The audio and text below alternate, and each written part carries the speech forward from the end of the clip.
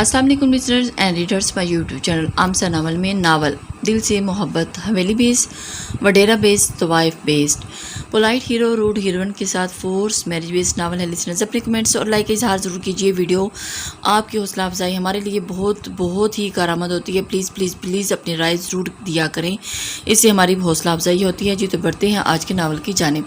बीबी तुम इस हवेली का असेब और मैं नहीं चाहती कि तुम मेरे भाई की ज़िंदगी पे भी छा जाओ। समीरा जिस हद तक अपनी नागवारी जाहिर कर सकती थी कर रही थी। भर जाई, शायद आपने सुना नहीं, असेब हिजरत नहीं कर, एक बार जहाँ टिक जाते हैं वहाँ जम जाते हैं। रिक्शा का लहजा भीगा भीगा सा था। यही बेहतर होता बीबी, वरना इंजाम से तो तुम वाकिफ़ हो। समीरा ने बेहिसी से कहा था। अंजाम की परवाह किसे है, मैं तो बस अपना फ़र्ज़ निभा रही हूँ।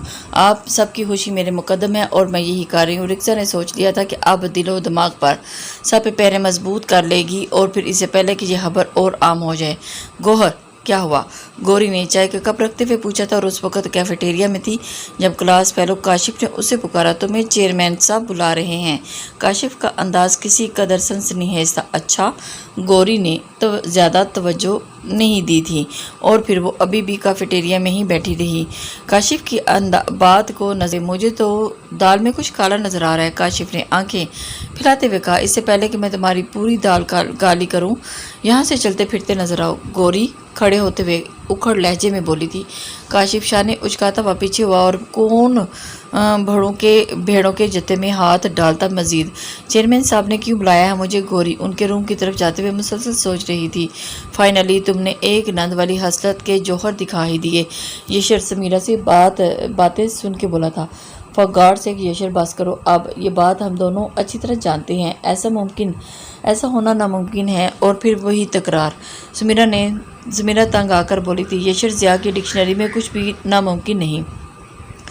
बीबी कुछ नहीं, एक जीती जागती लड़की है। ये जीती जागती लड़की का ख्याल तुम्हें तब क्यों नहीं आया जब तुम उससे बाज पुरस कर रही थी? यशर ने नागवारी से पूछा। हाँ भाई, सारी गलती मेरी है यशर, वो तुम्हारे पासिंग भी नहीं है। जज्बात में आकर वो फैसला नहीं करना है कल को जिस पर तुम्हें बहुत ज़्यादा पछताना पड़े। और प्लीज़ तुम मेरी ज़िंदगी भी तबाह करोगी और मैं नहीं चाहती कि तुम्हारी वजह से मेरी ज़िंदगी भी खराब हो, समेत पूरा खानदान पछताएगा। समीरा हार मानते हुए बोली थी। समीरा क्या तुम मुझे नहीं जानती? इससे पहले कि कितने जज्बाती फैसले किए हैं और मैंने कितनों पे पछताई हो तुम? यशर ने पूछा। औरत के मामले में मर्दों की अक्ल काम करना छोड़ देती है अमूमन। मैं उन मर्दों में से नहीं हूँ। मेरे लिए मेरी बहनें पहली ही तरजीह हैं। ये बात तुम्हें मैं 1000 दफ़ा बता चुका हूँ लेकिन तुम्हें यकीन नहीं आता। एक टिपिकल औरत की तरह तुम बीबी पर चढ़ दौड़ी और मुझे तुमसे ये उम्मीद नहीं थी। यशर अफसोस से बोला। यशर you are my only family. तुम समझो मेरे जज्बात को और मेरे जज्बात उन्हें कौन समझेगा? यशर ने पूछा। यशर समीरा की समझ में नहीं आया वो उसे कैसे बताए अपने अंदेशे। समीरा तुम एक काम करो, अपने आप को रिलैक्स करो और एक बार सिर्फ बीबी की जगह पे खुद को रख के देखो। आई होप तुम्हें समझ आ जाएगी कि मैं ये क्यों कर रहा हूँ। यशर ने उसे समझाया। हमदर्दी के सहारे सारी ज़िंदगी नहीं गुजरती यशर, तुम समझ क्यों नहीं रहे? और वो तुम्हारी बात कभी भी नहीं समझ पाएंगे। उनके दिमाग में ये बात कभी भी नहीं आएगी। उनकी एक जाहिलाना सोच के तहत उन्होंने बीबी का निकाह कुरान पाक से कर दिया और उसे उस मनसब पर बिठा दिया था क्योंकि वो कहती हैं, वडेरी अम्मा कहती है कि उसके जोड़ का कोई नहीं। समीरा उसकी फितरत पहचानती थी। हमदर्दी ही तो ज़िंदगी की असास है समीरा। यशर का अपना फ़लसफ़ा है। यशर अपनी हट का पक्का था। ये बात समीरा जानती थी लेकिन वो भी मानती थी कि मुसलसल कोशिश करने से पत्थर को भी जोंक लग जाती है और यही सारा मसला था। यशर ज़िया पत्थर नहीं था। जिनके दिल खूबसूरत हों वो भी पत्थर हुआ नहीं करते। सर आपने बुलाया? गौहर ने बगैर किसी लगी लिपटी के पूछा था। यस मैं मिस गौहर, आपका झगड़ा हुआ है मिस्टर शान के साथ? आई एम राइट, चेयरमैन साहब ने पूछा। राइट बट बात शाह ने शुरू की थी। गौरी ने बताना ज़रूरी समझा। शान की रेपुटेशन बहुत अच्छी है मिस गौहर, जबकि आपका झगड़ा हर हफ्ते ही से किसी न किसी से हो रहा है। डिपार्टमेंट का माहौल ख़राब हो रहा है जो किसी सूरत बर्दाश्त नहीं किया जाएगा। चेयरमैन का रिएक्शन बहुत ही सख्त था। گوہر تو سوچ بھی نہیں سکتی تھی کہ چیئرمین صاحب بلا کر اس کی اتنی بڑی واٹ لگا دیں گے. وہ تو اپنی دنیا میں خود ہی بڑی آپ بنی پڑتی تھی، لیکن ابھی شان کی شکایت پہ اسے چیئرمین صاحب نے اپنے پاس بلایا تھا اور اپنی غلطی وہ مان چکی تھی. سر، میں نے خود کبھی کسی سے جھگڑا شروع نہیں کیا. اگر کوئی مجھ سے کچھ کہے گا تو میں چپ نہیں بیٹھوں گی. گوری بمشکل اپنا غصہ ضبط کرتے ہوئے بولی تھی. اس ڈپارٹمنٹ میں اور بھی اسٹوڈنٹ ہیں اور ان کے ساتھ تو ایسا نہیں ہوتا. ایک آپ ہی واحد ہیں جو سب کو نظر آتی ہیں. نو مس گوہر، کچھ آپ کا بھی فالٹ ہے. آج بھی شان کے ساتھ آپ نے کوئی مس بہیو کیا ہے. چیئرمین کا ذرا زور ایک ہی بات پہ تھا. سر، پوری کلاس گواہ ہے، جھگڑا میں نے نہیں، شان نے شروع کیا. آپ کسی سے بھی پوچھ لیں. گوہر کچھ تنک کر بولی تو وہ ایک ہی بات کی رٹ سن کے تنگ آ گئی تھی. طوائفوں کی گواہی کوئی نہیں دیا کرتا. گوہر آرا کمیٹی آپ کو ایکسپیل کرنے کا فیصلہ کر چکی ہے. چیئرمین صاحب کے الفاظ سے یہ پگھلا ہوا سیسا جو گوری کی سماعتوں میں انڈیلا گیا تھا. سر، آپ گوری سے کچھ بولا ہی نہیں گیا. اسے دکھ اس بات کا نہیں تھا کہ اسے نکال دیا گیا ہے. تکلیف سے چیئرمین صاحب کی بات نے دی تھی. تو وائفوں کی کوئی گواہی نہیں دیتا. وہ استاد تھے، ایک باعزت عہدے پہ تھے. انہوں نے یہ الفاظ کیسے ادا کیے؟ آپ مجھے ہیومیلیٹ نہیں کر سکتے سر. میں جانتی ہوں آپ شان کے خاندان کے اثر رسوخ کے آگے مجبور ہیں، لیکن آپ سے اس بات کی امید نہیں تھی مجھے. گوری نے کہہ دیا. آپ جا سکتی ہیں مس گوہر. چیئرمین نے اس سے نظریں ملائے بنا ہی کہا تھا. جا تو رہی ہوں سر، لیکن کسی ادارے کے سربراہ کو اتنا بھی کمزور نہیں ہونا چاہیے، ورنہ اداروں کی ساکھ کو زوال آ جاتا ہے. شاید یہی وجہ ہے کہ ہم تعلیمی سطح پر پسماندہ ہیں، کیونکہ ہماری سوچ پسماندہ ہے. گوہر آرا جاتے جاتے بھی کڑوا سچ ان کے منہ پر مار کی جا چکی تھی. چیئرمین کے پاس کہنے کے لیے کچھ بھی نہیں تھا. وہ با اختیار ہوتے ہوئے بھی بے اختیار تھے. چھ سنا آپ کو یونیورسٹی سے نکال دیا گیا ہے. شان کا لہجہ تمسخر اڑاتا ہوا تھا. میں نے اپنی پوری زندگی میں تم جیسا بزدل مرد نہیں دیکھا جو دوسروں کے کندھوں پر رکھ کر بندوق چلاتا ہے. گوری سلگتے ہوئے لہجے میں بولی تھی. کیونکہ مجھے گندے خون میں ہاتھ رنگنے کا کوئی شوق نہیں. شان اس کا طنز امراض سے سمجھ کے پی گیا تھا.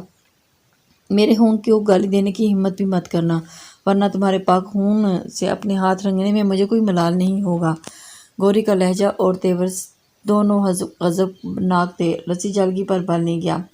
یہ تو بس شروعات ہوئی ہے. میں تمہیں اتنی آسانی سے نہیں بخشوں گا. گھر جاؤ. اوپس، میں تو اوہو، میں کیا کہہ گیا. گھر نہیں، بھول گیا. تم لوگوں کے گھر نہیں ہوتے، کوٹھے ہوا کرتے ہیں. جاؤ گوہر، جاؤ جا کے محفل کی تیاری کرو. شان کے لفظ میں تصدیق تھی. گوری کی رگ رگ میں بے بسی بھرا غصہ تھا. اس محفل کے چراغ سے ہی تو تمہارے آشیانے کو آگ نہ لگائی تو میرا نام بھی گوہر آرا نہیں. آئی وش. شان کے سارے انداز ہی دل جلا دینے والے تھے. Your wish must must be come true. گوری کا انداز اٹل تھا. وہ اسے سبق سکھانے کا فیصلہ کر چکی تھی. موقع کب ملنا تھا یہ تو بس اوپر والا جانتا تھا. یہ گوری کو موقع جلد ہی ملنے والا تھا. نہ پٹ نہ خیرات میں شامل ہوئے بنا کیسے جا سکتے ہیں وہ. خیرات کے بعد بھی بے شک چلے جانا، پر ابھی نہیں. وڈیری اماں نے سختی سے اسے جانے کا سن کے منع کیا تھا. اماں کا کام کا حرج ہو رہا ہے، ہم پھر آئیں گے. عمر نے کہا. بس پت، میں نے کہہ دیا نا، یہی موقع ہے. پہلی بار میرے سامنے بیٹے جمع ہوں گے ایک ساتھ. وڈیری اماں قطعیت بھرے لہجے میں بولی تھی. عمر بے بس ہو گیا. عمر کچھ کہہ نہ پایا اور پھر وہ رک گیا تھا. وڈیری اماں نے اتنا اصرار کر دیا تھا کہ اسے رکنا ہی پڑا. آج عمر اور سمیرہ دونوں ایک دوسرے کو بے بسی سے دیکھ کے رہ گئے تھے. خاص کر سمیرہ اس وقت کو کوس رہی تھی جب وہ یہاں آئی تھی. آ تو گئی تھی، جانے کوئی سبیل نہیں مل رہی تھی. سادہ لفظوں میں وہ یہاں پھنس کے رہ گئی تھی. گوری، مجھے مارکیٹ جانا ہے، چلو گی؟ نیلی نے دروازے سے جھانکتے ہوئے پوچھا. نہیں. گوری نے ٹکا سے جواب دیا. کیوں؟ نیلی کمرے میں آتے ہوئے بولی. کیونکہ میرا دماغ خراب ہو رہا ہے. اور پھر گوری کا انداز ہنوز وہی تھا.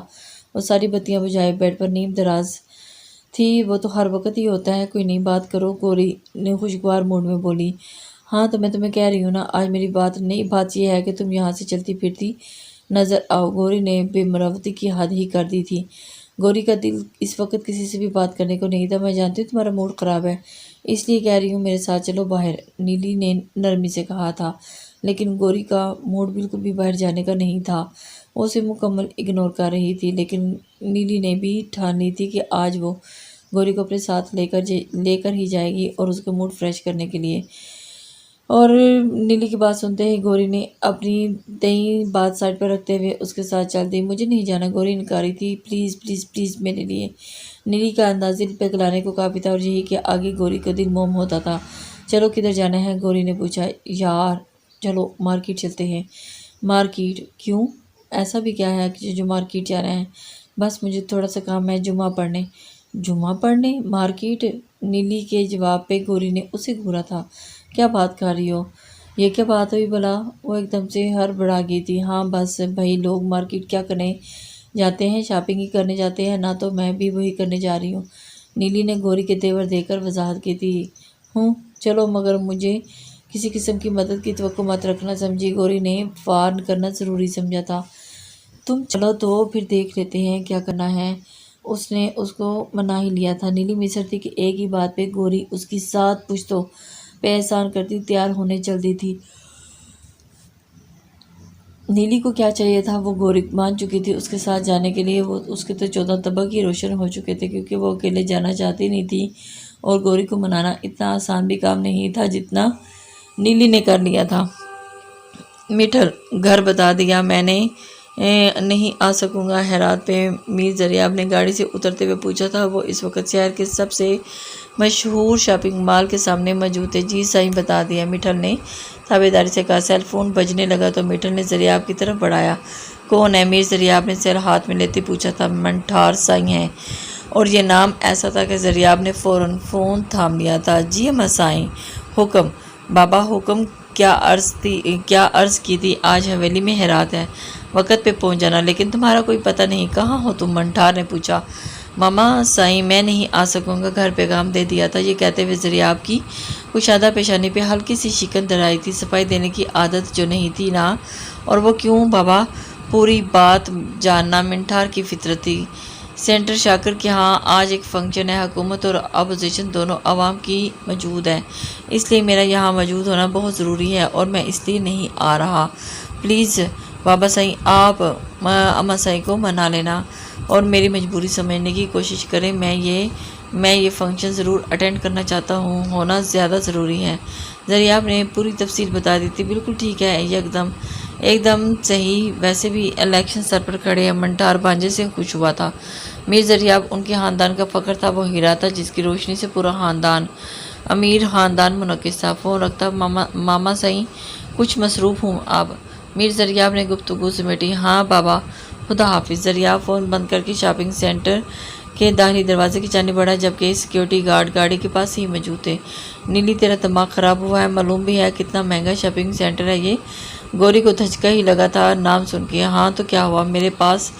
نیلی مطمئن تھی۔ اتنی عیاشی کس خوشی میں سوجی رہی ہے؟ گوری نے تیکھے لہجے میں پوچھا۔ بس کبھی کبھی دل کی مان لینی چاہیے، اور اسی لیے نیلی کے انداز پہ گوری کو غش آ گیا تھا۔ ویسے بھی مائیگرین نے جان عذاب کر رکھی تھی، اور وہ بس نیلی کا دل رکھنے کی خاطر یہاں چلی آئی تھی، اپنے دل کو بہلانے کے لیے۔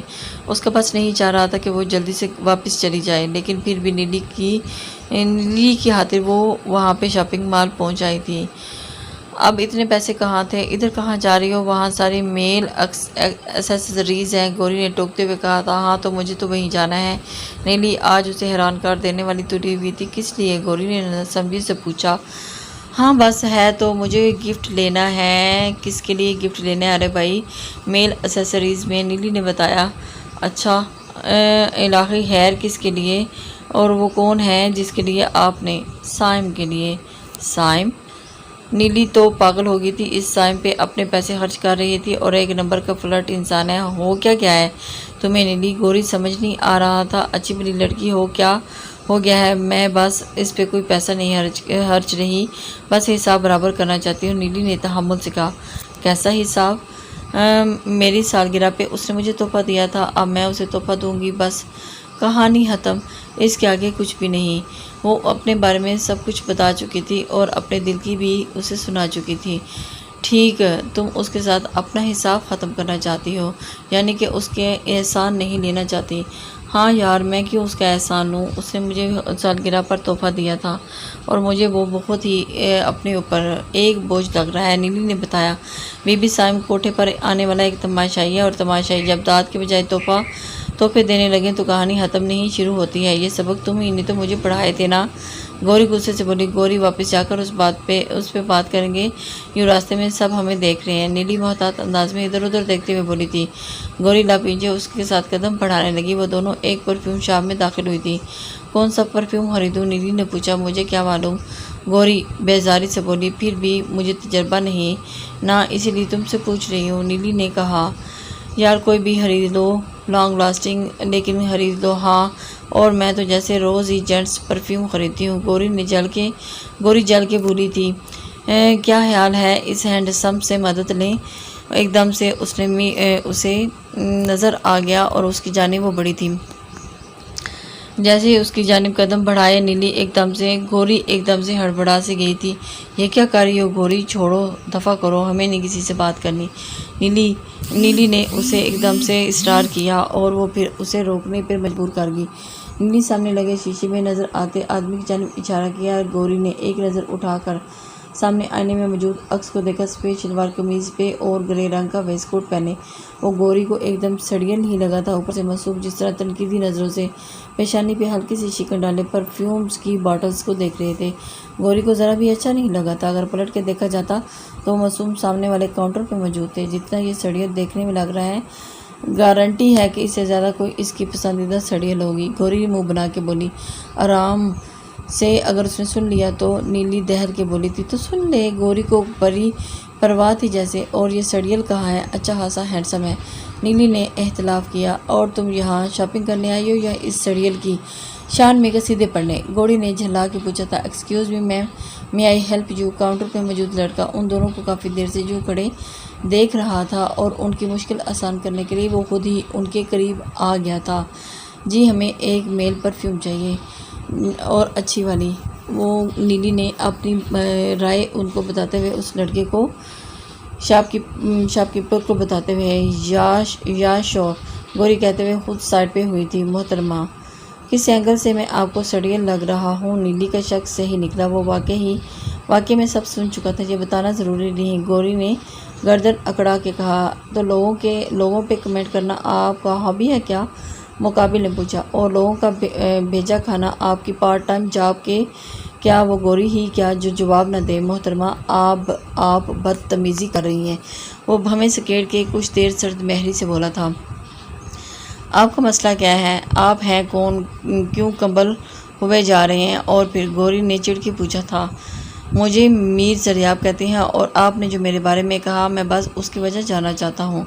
मीर जरियाब ने अपना तारुफ करवाया। मैंने कौन सा आपको ये खुदा न खास्ता कुफर का फतवा लगा दिया है जो लोग आग बगुला हो रहे हैं और अपने अमल की जवाबदेही की मैं पाबंद हूँ और मैंने ही जवाब देना है। आपको इस बात की क्या परेशानी है और आप क्यों इस तरह आग भड़कुल्ला हो रहे हैं? और उसे एकदम से भी थोड़ी सी भी अपने ऊपर ज़रा सी भी शर्मिंदगी नहीं हुई और वो इस तरह किसी के बारे में बात नहीं करनी चाहिए। नहीं, गौरी अपनी असली हट धर्मी लहजे में बोली थी।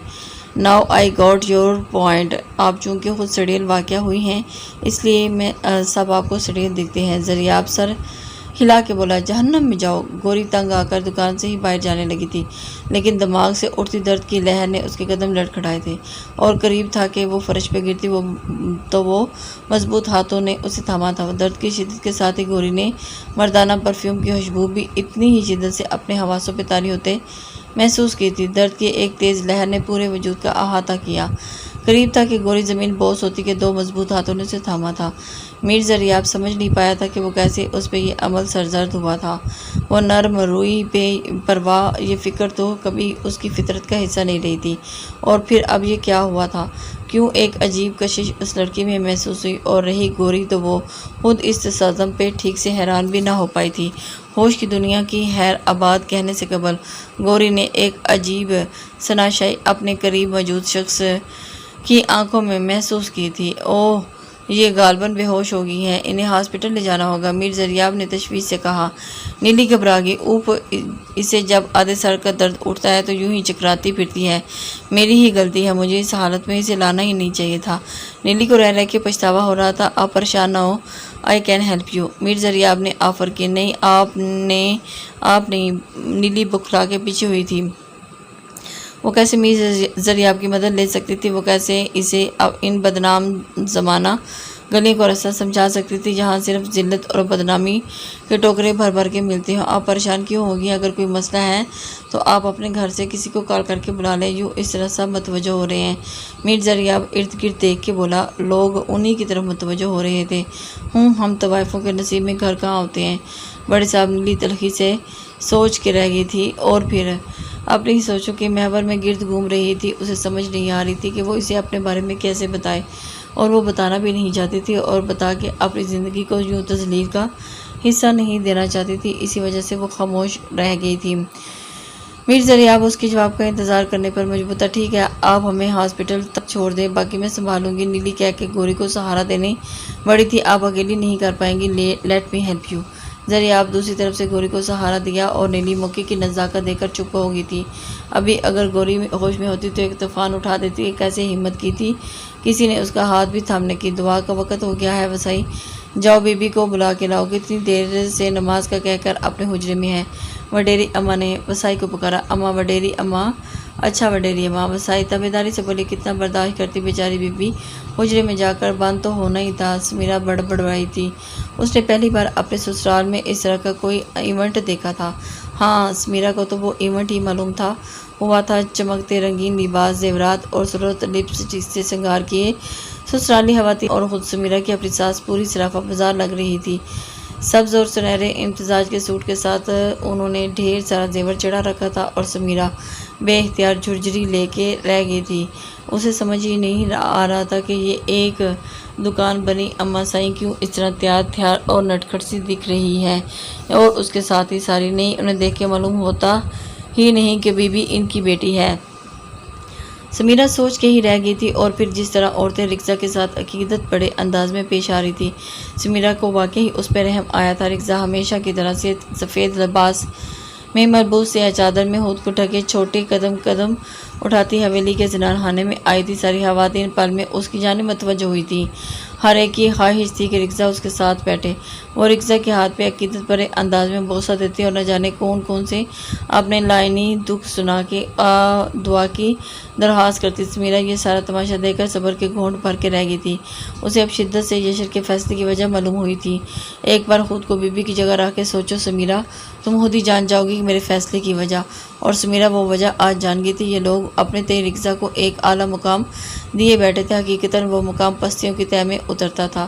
اس عقیدت بھرے منظر کی تصویر کشی کے پیچھے حقیقت اور بدعت کے سارے موجود تھے۔ تو یہ محبت نہیں، یشر تمہاری ہمدردی ہے، سمیرہ سمجھ گئی تھی۔ اور وہ یشر جو زخمی پرندے کا زخم بھی نہیں دیکھ سکتا تھا، یشر بھلا کیسے ایک لڑکی کا دکھ سمجھ سکتا؟ بس سوال یہ تھا کہ کب، کیونکہ یہ سب اتنا ہی آسان نہ تھا۔ امیروں کی حویلی میں خون کی ندیاں بہہ جانی تھی۔ گوری آنکھ کھلی تو خود کو ہسپتال کے بیڈ پہ پایا تھا۔ وہ جھٹکے سے اٹھ بیٹھی تھی۔ مجھے یہاں کیوں لائی ہو؟ بیڈ کے پاس رکھی کرسی پہ بیٹھی نیلی نے پوچھا تھا۔ تم بے ہوش کیوں ہو گئی تھی؟ نیلی نے سنجیدگی سے بتایا۔ یہ کون سا ہاسپٹل ہے؟ گوری نے ارد گرد دیکھتے ہوئے پوچھا۔ وہ ایک پرائیویٹ روم میں تھی۔ نیلی کے ہاسپٹل کا نام بتانے پہ وہ اسے گھور کے رہ گئی تھی۔ اتنا مہنگا ہسپتال؟ تم مجھے ادھر کیوں لے کے آئے ہو؟ کسی کو بے ہوش ہونے پہ کوئی اتنا مہنگے ہسپتال لاتا ہے کیا؟ وہ نیلی پہ چڑھ دوڑی تھی۔ ارے بھائی میں کیا کرتی، میں لایا ہوں آپ کو یہاں۔ میر زریاب نے اپنی موجودگی کا احساس دلا کے اسے اپنی طرف متوجہ کروایا تھا۔ گوری کھرنٹ کھا کے پلٹی تھی۔ مطلب آپ کیوں لائے ہیں مجھے یہاں؟ وہ اس کے ہونک بنی اسے ہی دیکھے جا رہی تھی۔